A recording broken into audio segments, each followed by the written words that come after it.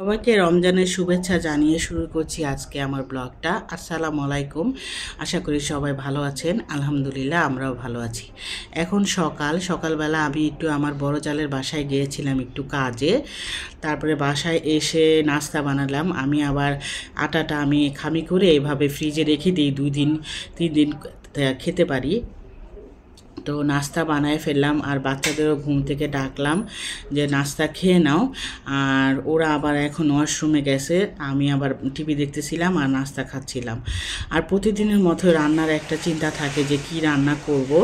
তাই ভাবলাম যে আজকে একটু টমেটো চাটনি রান্না করি। এই টমেটো চাটনিটা আমার অনেক পছন্দ আর আমার বড় মেয়ে নেহাও অনেক পছন্দ করে।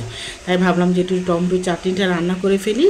আর আমার ছোটো মেয়ে আবার শুটকি অনেক পছন্দ করে, আলু দিয়ে একটু শুটকি ভুনা করি। আর এগুলোই আজকে রান্না করব। আর এটা আমার রোজার আগের ব্লগ, আমি আগেই বলে দিচ্ছি। আর রোজার ব্লগ আছে, সেগুলো আমি আপনাদের সাথে শেয়ার করব। আসলে আমি প্রতিদিন ভিডিও ছাড়ি না, তারপরেও আপনারা এত সুন্দর সুন্দর কমেন্ট করেন। আপনাদের কমেন্ট দেখে আমার মনটা অনেক খুশি হয়ে যায়। আর আমি একটু অসুস্থ থাকি, সবাই আমার জন্য দোয়া করবেন। এজন্য আমি রেগুলার ভিডিও দিতে পারি না। এখন থেকে চেষ্টা করব যে প্রতিদিন ভিডিও দেওয়ার। আর অনেকেই সুন্দর সুন্দর কমেন্ট করেন, আর আপনাদেরকে অনেক অনেক ধন্যবাদ। এখন আমি রান্নার পাশাপাশি ভাবলাম যে ঘরটাও গুছায় ফেলি। এখানে আমি ঘরটা আবার ভালো করে ঝাড়ু দিয়ে নিচ্ছি, যেহেতু কালকে রোজা। তাই ভাবলাম যে ঘরটা ঝাড়ু দিয়ে পরিষ্কার করে রাখলে নিধির বাবা আবার আমাকে ঘরটা মুছে দেয়, আমি ঘরটা মুছতে পারি না। ও আবার আমাকে এই কাজটা অনেক হেল্প করে। আর অন্যান্য কাজ যেগুলো সব সেগুলো আমিই করি, কাপড় ধোয়া, রান্না বান্না, শাড়ি পাতিল ধোয়া সব আমিই করি। ওকে কিছু করতে দেই না, ও খালি আমাকে ঘরটা মুছে দেয়। তাই আমি ভাবলাম ও যেহেতু বাইরে গেছে, আমি ঘরটা এভাবে ঝাড়ু দিয়ে রেখে দিলে ও আবার ঘরটা আবার মুছে দিবে। আর এখানে আমি আমার জন্য করলা ভাজি করলাম। আমি আর নিধির বাবা আবার করলা ভাজিটা অনেক পছন্দ করি, তাই মাঝে মধ্যেই এই করলাটা রান্না করার চেষ্টা করি।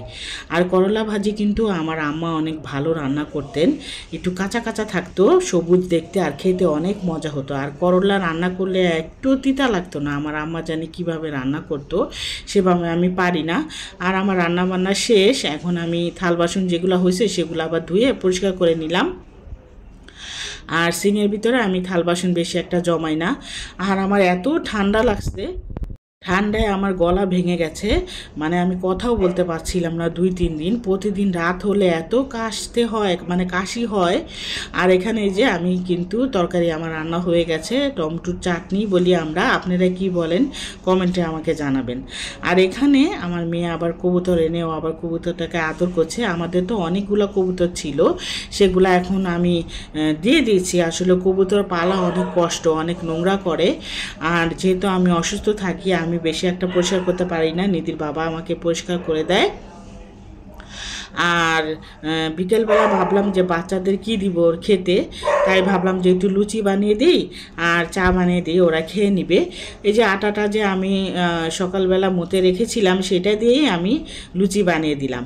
ওরা এখন এগুলা দিয়ে চা দিয়ে খেয়ে নিবে। আমি কিন্তু এই লুচি খাবো না, কারণ আমার এমনি গ্যাস্ট্রিকের অনেক প্রবলেম।